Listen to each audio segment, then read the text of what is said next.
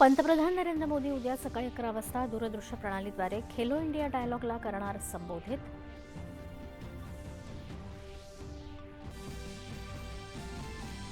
2047 पर्यंत देशाला विकसित राष्ट्र म्हणून विकसित करायचे असल्यास आपल्याला आपली अंतर्गत सुरक्षा अधिक बळकट करण्याची आवश्यकता असल्याचं केंद्रीय गृहमंत्री अमित शहा यांचं प्रतिपादन. भारतीय स्टार्टअप्स अधिक चांगल्या भविष्याकरता अपयशी होण्यास आणि पुन्हा उठण्यास तयार असल्याचं केंद्रीय वाणिज्य मंत्री पियुष गोयल यांचं स्टार्टअपच्या गोलमेज परिषदेत प्रतिपादन. तृणमूल काँग्रेसनं दाखल केलेल्या अपात्रतेच्या याचिकेवर लोकसभा सचिवालयाची तृणमूल काँग्रेसच्या 20 खासदारांना नोटीस, 7 दिवसात उत्तर देण्याची केली सूचना. अमेरिका आणि कॅनडा यांच्यातील कर निश्चितीची बैठक अपयशी. कॅनडानं अमेरिकेतून आयात होत असलेल्या वस्तूंवर 50% कर आकारणीची केली घोषणा. मुख्यमंत्री देवेंद्र फडणवीस यांच्या हस्ते प्रो गोविंदा लीग 2024च्या चौथ्या हंगामाचं उद्घाटन. दहीहंडीला जागतिक स्तरावर नेण्याचा निर्धार मुख्यमंत्र्यांकडून व्यक्त. राज्यातल्या महिलांना रक्षाबंधनाची भेट. लाडकी बहीण योजनेला जुलै महिन्यातला सन्मान निधी सर्व लाभार्थ्यांच्या खात्यात 2 ते 3 दिवसात होणार जमा. अर्जेंटिनाकडून 3-5 असा पराभव झाल्यानंतर पुरुष हॉकी विश्वचषक स्पर्धेतलं भारतीय संघाचं आव्हान संपुष्टात. आणि ईद ए मिलाद निमित्त राष्ट्रपती द्रौपदी मुर्मू, पंतप्रधान नरेंद्र मोदी, राज्यपाल जिष्णुदेव वर्मा यांच्या देशवासियांना शुभेच्छा. समाजाची परतफेड करण्यासाठी आजचा दिवस आपल्याला मार्गदर्शन करो, अशी केली प्रार्थना. नमस्कार. एकच्या बातमीपत्रात मी भक्ती सावंत बोरकर आपलं स्वागत करते. आता पाहूयात बातम्या विस्तारानं. पंतप्रधान नरेंद्र मोदी यांनी काल सेवातीर्थ इथं प्रगती मंचाच्या 53व्या बैठकीचं अध्यक्षपद भूषवलं. बैठकीदरम्यान पंतप्रधानांनी रेल्वे, रस्ते आणि ऊर्जा क्षेत्रातील 6 प्रमुख पायाभूत सुविधा प्रकल्पांचा आढावा घेतला. हे प्रकल्प 9 राज्यांमधले असून त्यांचा एकूण खर्च 30,000 कोटी रुपयांपेक्षा अधिक आहे.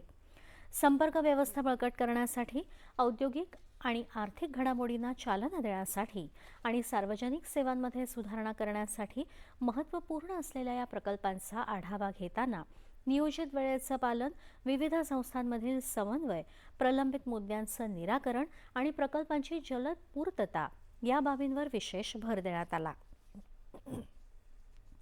पायाभूत सुविधा प्रकल्पांकडे स्वतंत्र विभाग, टप्पे किंवा पॅकेजेस म्हणून न पाहता एक एकात्मिक संपूर्ण प्रकल्प म्हणून पाहिलं पाहिजे, असं सांगत मंत्रालय आणि राज्यांना सर्वसमावेशक दृष्टिकोन स्वीकारण्यासह एकूण कार्यान्वयन आणि लाभांच्या वितरणाला विलंब लावू शकणाऱ्या गंभीर त्रुटी दूर करण्यास सांगण्यात आलं.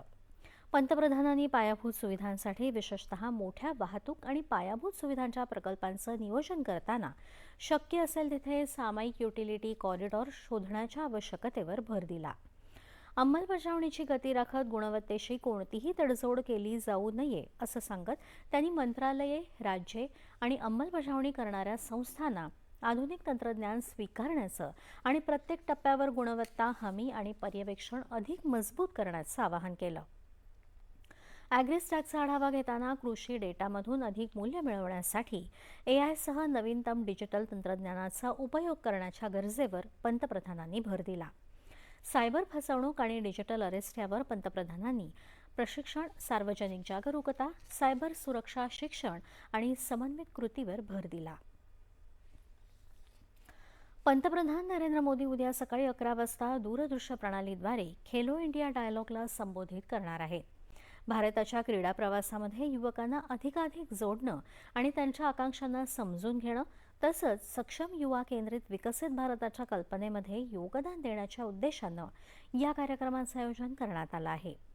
मेरा युवा भारततर्फे आयोजित हा कार्यक्रम राष्ट्रीय क्रीडा दिन 2024च्या उत्सवाचाच एक भाग आहे. युवकांनी राज्यभरात प्रत्येक जिल्ह्यामधल्या 2 महाविद्यालयांमध्ये सहभाग घ्यावा यासाठी हा कार्यक्रम घेण्यात येणार आहे. राष्ट्र उभारणीच्या कार्यक्रमामध्ये युवकांच्या आकांक्षांना मध्यवर्ती ठेवतानाच निरोगी, शिस्तप्रिय आणि क्रीडाप्रिय राष्ट्र निर्माण करण्याच्या पंतप्रधान नरेंद्र मोदी यांच्या दृष्टिकोनाच्या आधारे याचं आयोजन करण्यात येणार आहे. 2047 पर्यंत देशाला विकसित राष्ट्र म्हणून उदयाला आणण्याचं सरकारचं उद्दिष्ट असून त्यासाठी अंतर्गत सुरक्षा मजबूत ही पहिली अट आहे. जर आपल्याला प्रत्येक क्षेत्रात भारत आघाडीवर पाहिजे असेल तर आपल्याला आपली अंतर्गत सुरक्षा अधिक बळकट करण्याची आवश्यकता आहे, असं केंद्रीय गृहमंत्री अमित शहा यांनी म्हटलं आहे. भारताच्या गुप्तहेर खात्याच्या राष्ट्रीय सुरक्षा धोरण परिषदेच्या समारोप सत्राला संबोधित करताना ते काल बोलत होते. आधीच्या सरकारांनी जर नक्षलवाद, अंमली पदार्थ आणि ईशान्य भारतातल्या समस्यांवर आधीच उपाययोजना केल्या असत्या तर त्यांची झळ देशाला दशकभर सहन करावी लागली नसती. मात्र सध्या आपण या तीनही समस्यांवर मात केली असेल तर त्याचं श्रेय केवळ प्रत्येक राज्याच्या पोलीस दलाला जातं. या पार्श्वभूमीवर या परिषदेमध्ये पुढील 15-20 वर्षांमधील अपेक्षित हालचालींवर लक्ष ठेवणं आवश्यक असून त्यातून कोणत्या समस्या उद्भवू शकतात आणि त्याला प्रतिबंध घालण्यासाठी काय उपाययोजना करता येऊ शकतात यावर चर्चा करावी, असं ते म्हणाले. पुढील वर्षभरात आणखी 3 नवीन कायदे आणण्यात येणार असून त्याद्वारे फौजदारी खटले केवळ 3 वर्षांच्या कालावधीत निकाली काढता येतील आणि त्याची दोषसिद्धीही 25% वाढेल, असं शहा यांनी सांगितलं.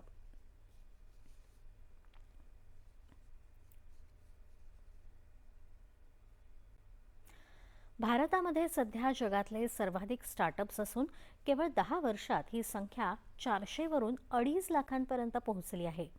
हे स्टार्टअप्स म्हणजे आजच्या भारताचे नोकरदार असून नोकरी निर्माण करणारे आहेत. ते चिंतक आहेत, त्यांच्याकडे नव्या संकल्पना आहेत, ते अपयश पचवण्यास तयार आहेत आणि त्याच अपयशातून यशाची पायरी चढण्यासाठी धोका घेणारेही आहेत. अधिक चांगल्या भविष्याकरता ते अपयशी होण्यास आणि पुन्हा उठण्यास तयार आहेत, असं केंद्रीय वाणिज्य मंत्री पियुष गोयल यांनी म्हटलं आहे.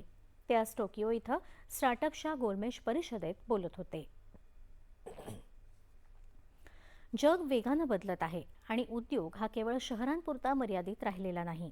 उलट भारतामधले नवीन स्टार्टअप्स हे लहान शहरातून आले आहेत, असं ते म्हणाले. भारत आणि जपानचे स्टार्टअप्स मिळून गुंतवणुकीच्या नव्या संधी निर्माण करत आहेत, असं ते म्हणाले. दरम्यान पियुष गोयल यांनी आज निप्पॉन लाईफ इन्शुरन्सचे व्यवस्थापकीय कार्यकारी अधिकारी मिनोरू किमुरा यांची भेट घेतली. विम्याचं क्षेत्र मोठ्या प्रमाणावर विस्तारत असून अधिक सहकार्यासाठी त्यामध्ये मोठी क्षमता आहे.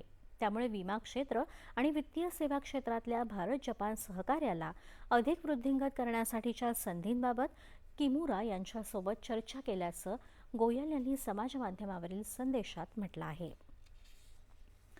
तृणमूल काँग्रेसचे नेते अभिषेक बॅनर्जी यांनी दाखल केलेल्या अपात्रतेच्या याचिकेवर लोकसभा सचिवालयानं तृणमूल काँग्रेसच्या 20 खासदारांना नोटीस जारी केली असून त्यावर त्यांना 7 दिवसात उत्तर देण्यास सांगितलं आहे. पक्षांतर प्रवेश बंदी कायद्यानुसार या खासदारांवर अपात्रतेची कारवाई करण्याची मागणी करणारी याचिका बॅनर्जी यांनी सचिवालयाकडे दाखल केली आहे. त्यानुसार ही नोटीस बजावण्यात आली आहे. या सर्व 20 खासदारांनी NCPI पक्षामध्ये प्रवेश केला आहे. संरक्षण संशोधन आणि विकास संस्था अर्थात DRDOनं विकसित केलेल्या लष्करी लढाऊ पॅराशूट यंत्रणेची यशस्वी चाचणी जगातल्या सर्वात उंच अशा ठिकाणी घेण्यात आली. विंग कमांडर राहुल झा, चाचणीचे प्रमुख MWOR जे सिंग आणि MWO विवेक तिवारी यांनी उणे 15°C तापमानामध्ये 22,000 फूट उंचीवरून उडी मारली आणि सर्व यंत्रणा यशस्वीरित्या कार्यान्वित केल्या. 20,000 फूट उंचीनंतर या पॅराशूटनं 13,700 फूट उंचीवर यशस्वीरित्या लँडिंग केलं. भारत ही सध्या वेगानं वाढणारी अर्थव्यवस्था असून भारतामध्ये गुंतवणुकीच्या असंख्य संधी आहेत. त्यामुळे भारतात गुंतवणूक करण्याचं आवाहन केंद्रीय वित्तमंत्री निर्मला सीतारामन यांनी कॅनडाच्या उद्योगपतींना केलं आहे. वेगानं वाढणाऱ्या अर्थव्यवस्थेसोबतच भारत हा मोठी बाजारपेठ, शाश्वत वाढ, युवा लोकसंख्या, विस्तारणारा ग्राहक वर्ग आहे. त्यामुळे गुंतवणुकीसाठी भारत हा सर्वात उत्कृष्ट देश असल्याचं त्यांनी म्हटलं आहे. तत्पूर्वी कॅनडा आणि अमेरिकेच्या 9 दिवसांच्या दौऱ्यावर असलेल्या सीतारामन काल कॅनडात दाखल झाल्या. कॅनडाच्या 4 दिवसांच्या दौऱ्यात त्या कॅनडाचे वित्तमंत्री फ्रान्सिस फिलिपे यांच्यासोबत आर्थिक आणि वित्तीय डायलॉगमध्ये सहभागी होणार आहेत. विविध वित्तीय क्षेत्रातल्या विचारांचं यावेळी आदानप्रदान केलं जाईल. याशिवाय त्या आघाडीच्या कंपन्यांचे मुख्य कार्यकारी अधिकारी, अध्यक्ष आणि वरिष्ठ प्रतिनिधी यांच्यासोबतही चर्चा करतील. अमेरिका आणि कॅनडा यांच्यातली कर निश्चितीची बैठक अपयशी ठरल्यानंतर कॅनडानं अमेरिकेतून आयात होत असलेल्या वस्तूंवर 50% कर आकारण्याची घोषणा केली आहे. सध्या अमेरिकेतून कॅनडामध्ये जवळपास $3 अब्ज किमतीच्या वस्तूंची आयात होते. हे नवीन कर 8 सप्टेंबरपासून लागू होणार आहेत. यामध्ये पोलाद, दुग्धजन्य पदार्थ, घरगुती उपकरणं, कृषी हत्यारं, इलेक्ट्रॉनिक्सच्या वस्तू आणि इतर वस्तूंचा समावेश आहे. या प्रतिबंधामुळे कॅनडातल्या कामगारांवर होणाऱ्या परिणामाची धग कमी करण्यासाठी कॅनडाच्या सरकारनं $100 कोटी पूरक पॅकेजची घोषणाही केली आहे. ही बोलणी फिसकटल्यानंतर अमेरिकेनं कॅनडातून आयात होणाऱ्या वस्तूंवर 22 ऑगस्टपासून 50% कराची घोषणा केली होती. त्याला प्रत्युत्तर म्हणून कॅनडानंही अमेरिकी वस्तूंवर कर लादला आहे. व्हिसा प्रक्रियेला अधिक कठोर आणि मर्यादित ठेवण्याच्या अमेरिकी सरकारच्या प्रयत्नांचा भाग म्हणून ट्रम्प प्रशासनानं जगभरातल्या सर्व इमिग्रेशन व्हिसा अर्जांना स्थगिती दिली आहे. अमेरिकेमधल्या सार्वजनिक सुविधांचा लाभ घेणाऱ्यांना प्रतिबंध घालणं हा याचा उद्देश आहे. यासाठी कॉन्सुलेटच्या अधिकाऱ्यांना विशेष प्रशिक्षण देण्यात आलं आहे.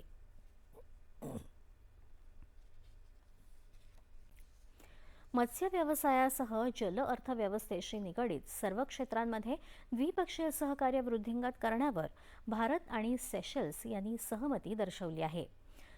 नवी दिल्लीत काल याबाबत झालेल्या उच्चस्तरीय बैठकीत करारावर स्वाक्षरी करण्यात आली.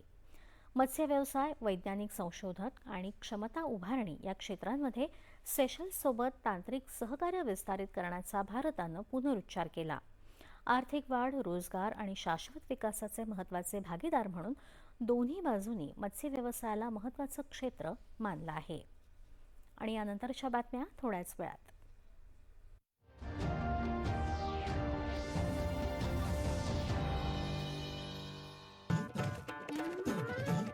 फवारणी करणं म्हणजे लय त्रासाचं काम. अरे चिंतामणी, किती दिवस या जुन्या पद्धतीने स्प्रेइंग करत राहणार? मग काय करू? योआय स्टीलचा जर्मन टेक्नॉलॉजीने बनलेला SGA-2000 बॅटरी स्प्रेयर. आधुनिक लिथियम आयन बॅटरी, 8 तासांपर्यंत काम, ऑटोमॅटिक मिक्सिंग. स्मार्ट बना, स्टील निवडा.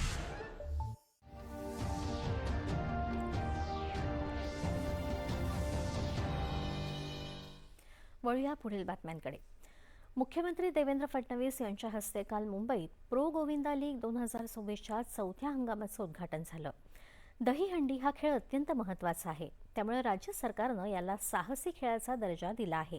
हा साहसी खेळ जागतिक स्तरावर नेण्याचा निर्धार मुख्यमंत्र्यांनी यावेळी व्यक्त केला.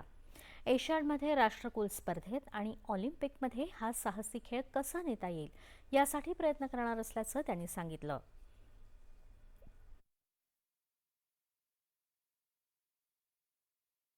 हा साहसी खेळ हा एक प्रकारे जागतिक झाला पाहिजे आणि त्याकरता आवश्यक आहे की आपल्याला याला संपूर्ण अखिल भारतीय स्तरावर ऑलिम्पिक असोसिएशन असेल किंवा इतर संघटना असतील त्याचं रिकॉग्निशन घेतलं पाहिजे आणि हळूहळू प्रयत्न करून एशियाडमध्ये, कॉमनवेल्थमध्ये आणि शेवटी ऑलिम्पिकपर्यंत हा आपल्याला साहसी खेळ कसा नेता येईल याचा प्रयत्न आपण करू.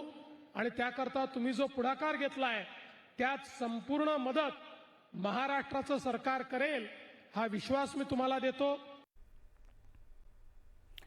जगभर झपाट्यानं विकास होत असून आपणही देश आणि राज्याच्या गतिशील विकासाचे चेंज मेकर्स बना असं आवाहन उपमुख्यमंत्री एकनाथ शिंदे यांनी केलं आहे. मुंबईतच नव्हे तर संपूर्ण राज्याला देशाचं ग्रोथ इंजिन बनवण्यासाठी सरकारनं पावलं उचलल्याचं त्यांनी सांगितलं. Economic Times Business Conclave and Awards 2024मध्ये ते काल बोलत होते. महाराष्ट्राची विकासाची वाटचाल ही केवळ आर्थिक प्रगतीपुरती मर्यादित नसून ती आधुनिक, शाश्वत, जागतिक स्पर्धेत सक्षम आणि सर्वसामान्यांसाठी अनुकूल असावी अशी सरकारची भूमिका असल्याचं त्यांनी सांगितलं. राज्यात केवळ मुंबई केंद्रित विकास न करता राज्यातल्या इतर भागांनाही विकासाच्या मुख्य प्रवाहाशी जोडत असून त्याद्वारे द्वितीय आणि तृतीय श्रेणी शहरांना आर्थिकदृष्ट्या सक्षम करून ती स्वयंपूर्ण आर्थिक केंद्र बनवण्याचा सरकारचा प्रयत्न आहे. Industrial park, IT zone, logistics hub, metro connectivity आणि रोजगार क्लस्टर्सच्या माध्यमातून या शहरांमध्ये गुंतवणूक आणि रोजगारांच्या संधी निर्माण केल्या जात आहेत. महाराष्ट्राला देशाच्या विकासाचं ग्रोथ इंजिन बनवण्याचं उद्दिष्ट आहे असं ते म्हणाले. विकासाचा खरा अर्थ सर्वसामान्यांच्या जीवनमानात सुधारणा होणं हा आहे. त्यामुळे पायाभूत सुविधांसोबत परवडणाऱ्या घरांनाही सरकारनं प्राधान्य दिलं आहे. मुंबई आणि MMRमधील घरांची वाढती गरज लक्षात घेऊन नवीन गृहनिर्माण धोरण लागू करण्यात आलं असून 2030 पर्यंत EWS आणि अल्प उत्पन्न गटांसाठी 35 लाख घरं उभारण्याचं लक्ष्य ठेवण्यात आलं आहे, असं शिंदे म्हणाले. महाराष्ट्राची अर्थव्यवस्था $1 ट्रिलियन दिशेनं वेगानं वाटचाल करत आहे.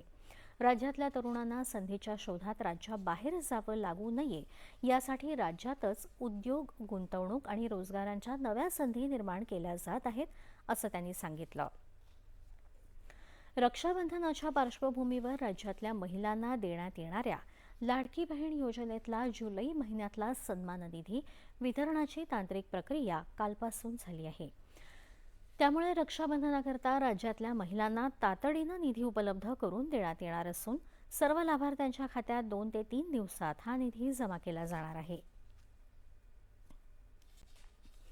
कोल्हापूर जिल्ह्यातल्या पंचगंगा नदीचं प्रदूषण रोखण्यासाठी नदी परिसरातील स्थानिक स्वराज्य संस्थांनी उभारण्यात येत असलेल्या सामूहिक औद्योगिक सांडपाणी प्रक्रिया प्रकल्पांच्या कामांना गती देण्याचे निर्देश पर्यावरण आणि वातावरणीय बदल मंत्री पंकजा मुंडे यांनी दिले.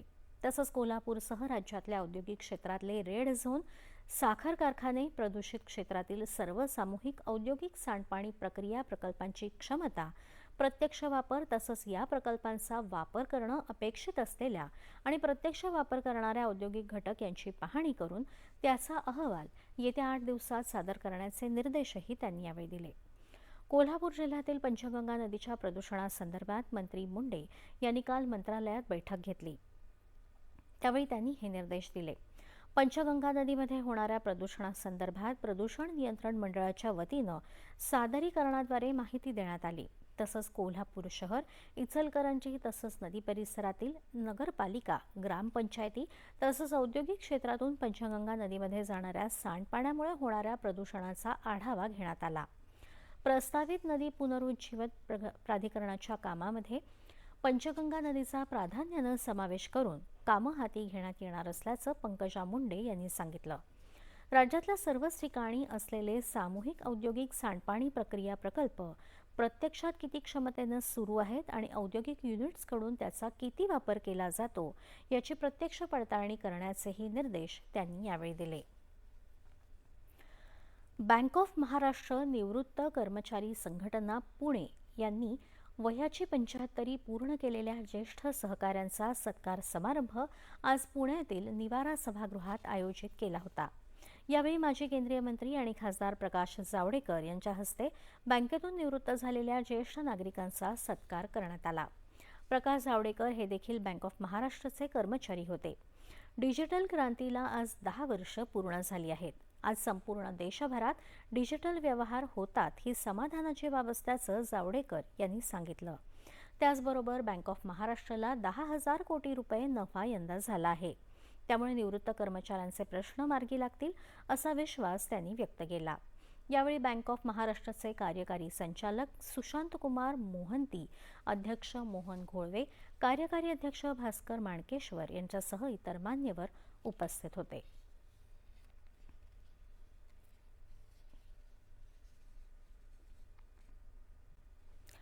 महाराष्ट्र लोकसेवा आयोगामार्फत अन्न आणि औषध प्रशासन विभागातल्या औषध निरीक्षक गट ब या संवर्गासाठी घेण्यात आलेली भरती प्रक्रिया रद्द करण्याचा निर्णय आयोगानं घेतला आहे.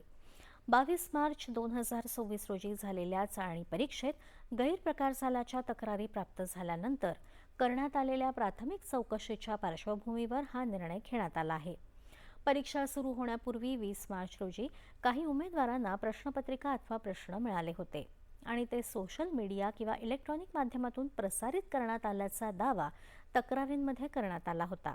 दरम्यान या पदांसाठी फेरपरीक्षा घेण्यात येणार असून संबंधिततेची तारीख आणि अन्य तपशील स्वतंत्र प्रसिद्धीपत्रकाद्वारे जाहीर करण्यात येईल.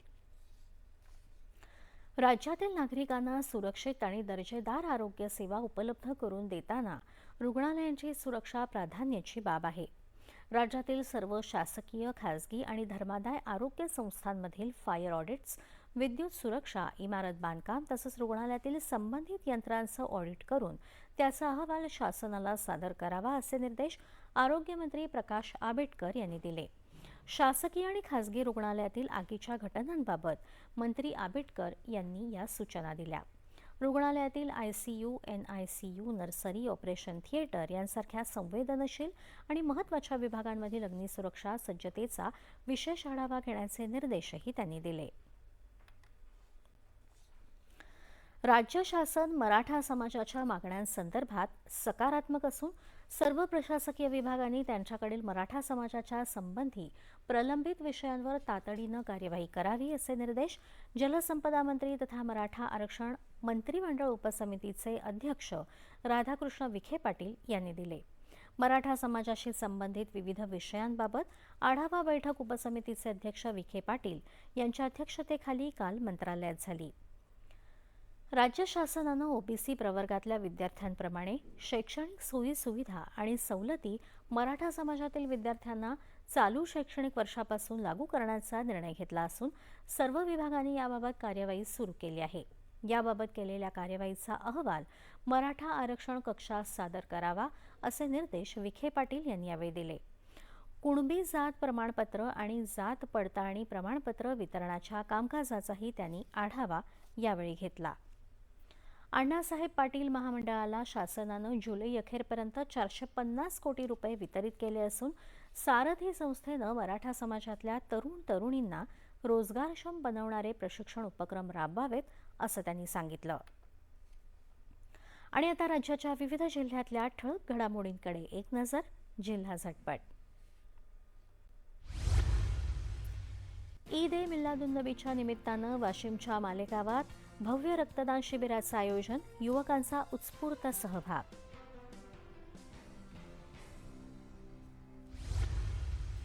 बुलढाण्यात मोताळा तालुक्यात जिल्हा परिषद शाळेत विद्यार्थ्यांनी अनुभवलं जिल्हा परिषदेचं कामकाज, शिक्षणाधिकाऱ्यांकडून मार्गदर्शन.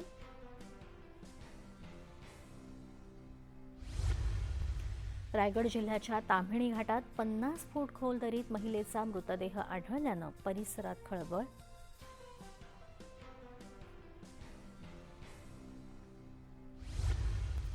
बीड जिल्ह्याच्या बनसारोळा इथं कृषी विभाग आणि क्रांतीज्योती ॲग्रो प्रोड्युसर कंपनी यांच्या संयुक्त विद्यमानं शेतकरी प्रशिक्षण कार्यक्रमाचं आयोजन. रायगडच्या अलिबागमध्ये ब्रह्मकुमारी सेवा केंद्र आणि लायन्स क्लब अलिबाग यांच्या संयुक्त विद्यमानं विश्व बंधुत्व दिनानिमित्त महारक्तदान शिबिर संपन्न, 52 रक्तदात्यांचं योगदान. जालन्यात श्री क्षेत्र शंभू महादेव देवस्थान इथं श्रावण मासानिमित्त भाविकांची गर्दी, डोंगरावर भव्य यात्रेचं आयोजन. यवतमाळमध्ये पांढरकवडा इथं, मोहदामध्ये जिल्हा परिषद शाळा, झोटिंगदरा इथं शिक्षण परिषद संपन्न.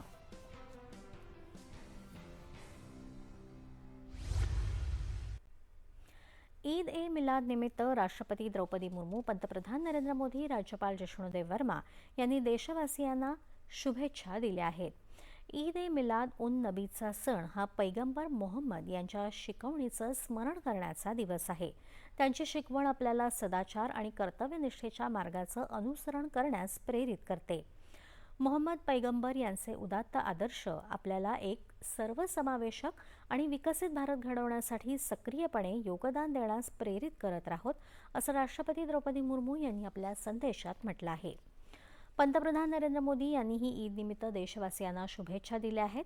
या प्रसंगी आपल्यातील एकता आणि आपल्या भोवतीचा आनंद अधिक वृद्धिंगत होऊ दे, तसंच समाजाची परतफेड करण्यासाठी आपल्याला आजचा दिवस मार्गदर्शन करो, असं त्यांनी आपल्या संदेशात म्हटलं आहे. प्रेषित मोहम्मद पैगंबर यांचा जन्मदिवस असलेल्या ईद ए मिलाद हा सण त्यांच्या प्रेम, दया आणि त्यागाच्या शिकवणीचं स्मरण करून देतो, असं राज्यपाल जिष्णुदेव वर्मा यांनी आपल्या संदेशात म्हटलं आहे. ईद ए मिलाद निमित्त आज नागपुरातल्या सेवा सदन चौकातून जुलूस काढण्यात आला. या जुलूसचं महाराष्ट्र राज्य अल्पसंख्याक आयोगाचे अध्यक्ष जिया प्यारे खान, अश्मी ग्रुप आणि प्यारे खान फ्रेंड्स क्लबच्या वतीनं स्वागत करण्यात आलं. यावेळी शाळकरी विद्यार्थ्यांना स्कूल बॅग आणि फळांचं वाटप करण्यात आलं. पोद्दारेश्वर राम मंदिरासह विविध सामाजिक संघटनांनीही जुलूसमध्ये सहभागी मुस्लिम बांधवांचं स्वागत केलं.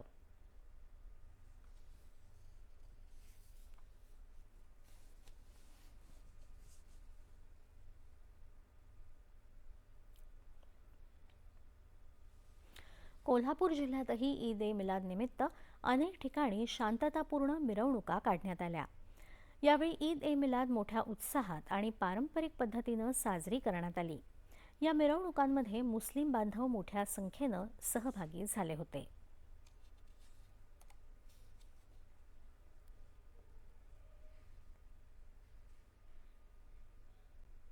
क्रीडावृत्त. कोलंबो इथं सुरू असलेल्या भारत आणि श्रीलंका यांच्यातल्या दुसऱ्या आणि निर्णायक कसोटी सामन्यात श्रीलंकेवर फॉलो ऑनची नामुष्की आली आहे. भारताच्या 503 धावांना प्रत्युत्तर देताना श्रीलंकेचा पहिला डाव 290 धावांवर आटोपला. तिसऱ्या दिवशी श्रीलंकेनं भारताविरुद्ध पहिल्या डावात 265 धावांवर 8 गडी गमावले होते. पावसामुळे तिसऱ्या दिवसाचा खेळ लवकर थांबवण्यात आला. श्रीलंकेच्या सोनल दिसुना यानं शतकी खेळी केली, परंतु त्याचा प्रभाव पडला नाही. दरम्यान पुन्हा मैदानावर आलेल्या श्रीलंकेची सुरुवात खराब झाली असून 84 धावांवर 2 गडी बाद झाले आहेत. 2 सामन्यांच्या कसोटी मालिकेत भारतीय संघ 1-0 आघाडीवर आहे. अर्जेंटिनासोबत झालेल्या सामन्यात 3-5 असा पराभव झाल्यानंतर पुरुष हॉकी विश्वचषक स्पर्धेच्या उपांत्य फेरीत जाण्याची भारतीय संघाची आशा संपुष्टात आली आहे. या पराभवामुळे ई गटामध्ये 0 गुणांसह भारत अखेरच्या स्थानावर पोहोचला. भारताचा पुढील सामना बेल्जियमसोबत होणार आहे. दरम्यान नेदरलँड आणि इंग्लंड यांच्यातल्या विजेत्यासोबत अर्जेंटिनाचा उपांत्य फेरीचा सामना होणार आहे. प्रसिद्ध चित्रपट दिग्दर्शक कुकू कोहली यांचं काल संध्याकाळी मुंबईतल्या कोकिलाबेन धीरूबाई अंबानी रुग्णालयात निधन झालं. ते 77 वर्षांचे होते. अभिनेता अजय देवगण यांचा पदार्पणाचा प्रचंड लोकप्रिय झालेल्या फूल और काटे या चित्रपटाचं त्यांनी दिग्दर्शन केलं होतं. या व्यतिरिक्त कोहराम, सुहाग हकीकत, ये दिल आशिकाना, अनाडी नंबर 1 अशा लोकप्रिय चित्रपटांचंही त्यांनी दिग्दर्शन केलं होतं.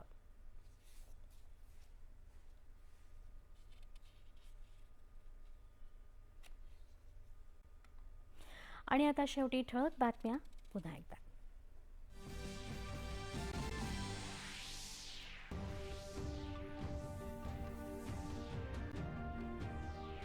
पंतप्रधान नरेंद्र मोदी उद्या सकाळी 11 वाजता दूरदृश्य प्रणालीद्वारे खेलो इंडिया डायलॉगला करणार संबोधित. 2047 पर्यंत देशाला विकसित राष्ट्र म्हणून विकसित करायचं असल्यास आपल्याला आपली अंतर्गत सुरक्षा अधिक बळकट करण्याची आवश्यकता असल्याचं केंद्रीय गृहमंत्री अमित शाह यांचं प्रतिपादन. भारतीय स्टार्टअप्स अधिक चांगल्या भविष्याकरता अपयशी होण्यास आणि पुन्हा उठण्यास तयार असल्याचं केंद्रीय वाणिज्य मंत्री पियुष गोयल यांचं स्टार्टअप्सच्या गोलमेज परिषदेत प्रतिपादन. तृणमूल काँग्रेसनं दाखल केलेल्या अपात्रतेच्या याचिकेवर लोकसभा सचिवालयाची तृणमूल काँग्रेसच्या 20 खासदारांना नोटीस. 7 दिवसात उत्तर देण्याची केली सूचना. अमेरिका आणि कॅनडा यांच्यातली कर निश्चितीची बैठक अपयशी. कॅनडानं अमेरिकेतून आयात होत असलेल्या वस्तूंवर 50% कर आकारणीची केली घोषणा. मुख्यमंत्री देवेंद्र फडणवीस यांच्या हस्ते प्रो गोविंदा लीग 2026च्या 4थ्या हंगामाचं उद्घाटन. दहीहंडीला जागतिक स्तरावर नेण्याचा निर्धार मुख्यमंत्र्यांकडून व्यक्त. राज्यातल्या महिलांना रक्षाबंधनाची भेट. लाडकी बहीण योजनेतला जुलै महिन्यातला सन्मान निधी सर्व लाभार्थ्यांच्या खात्यात 2 ते 3 दिवसात होणार जमा. अर्जेंटिनाकडून 3-5 असा पराभव झाल्यानंतर पुरुष हॉकी विश्वचषक स्पर्धेतलं भारतीय संघाचं आव्हान संपुष्टात. आणि ईद ए मिलाद निमित्त राष्ट्रपती द्रौपदी मुर्मू, पंतप्रधान नरेंद्र मोदी, राज्यपाल जिष्णुदेव वर्मा यांच्या देशवासियांना शुभेच्छा. समाजाची परतफेड करण्यासाठी आजचा दिवस आपल्याला मार्गदर्शन करो अशी केली प्रार्थना. आणि याबरोबरच हे बातमीपत्र संपलं. तेव्हा पुन्हा भेटूया संध्याकाळी 4:30 वाजता पुढील बातमीपत्रात आपल्या सह्याद्री वाहिनीवर. नमस्कार.